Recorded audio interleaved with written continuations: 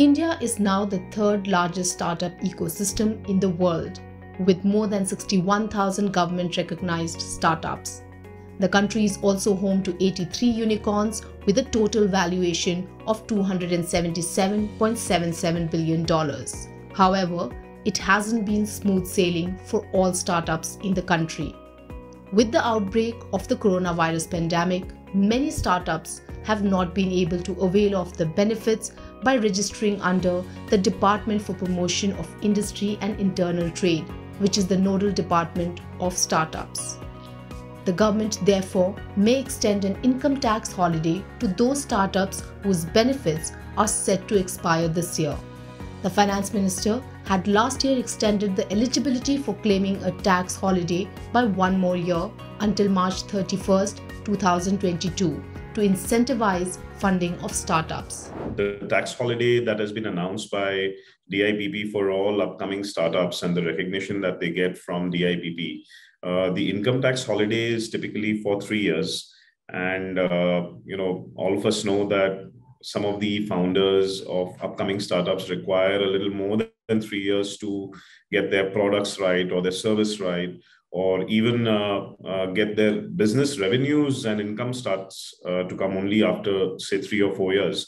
So effectively, when the income tax holiday gets triggered, from the date of recognition, from the time they're actually able to benefit from the holiday, it doesn't seem to be serving a purpose right now. So it would be great if the government extends this to 5 years so that there is a bit of leeway in terms of the startups' entire cycle, right from ideation to revenue to profit, and thereby saving taxes on their startups' mission. Also, simplifying the existing process to claim the benefits of tax exemption is something that startups are looking forward to. The budget can also extend the employee stock ownership plan tax treatment announced by the Finance Minister to more companies, including unregistered startups and MSMEs. At present, this applies only to DPIIT recognized startups. On the ESOP taxation, while there was an easing of that happened a couple of years ago by allowing employees to postpone their incidence of taxes to up to 5 years, it still is a scenario could arise where people have to pay taxes. So then there's a fundamental need to tweak the regulations which allow the taxation of ESOPs from startups only at the time of an eventual exit. Could be at the time of listing or could be at the time of sale of those securities. This will benefit the employees of startups in a big way. Between 2015 and 2021, the Indian startup ecosystem has seen a jump of 9 times in the number of investors and 7 times each in the number of incubators and total funding of startups.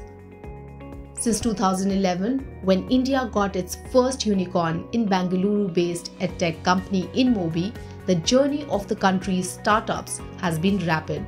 The year 2021 was particularly important as it accounted for as many as 44 unicorns. The budget could also look into the industry's request to allow direct overseas listing of Indian startups, which they believe can be a big reform measure for the sector. According to the existing rules, Indian companies are not allowed to list on foreign exchanges directly if they are not listed on Indian bourses. While domestic listing markets are doing very well, giving an option for startups to also have listing possibilities overseas is important. It is subject to challenges around a perception of India's image in the international community, security concerns, data, etc. The government could do well to clarify its long-term orientation to that so that people know where we are headed.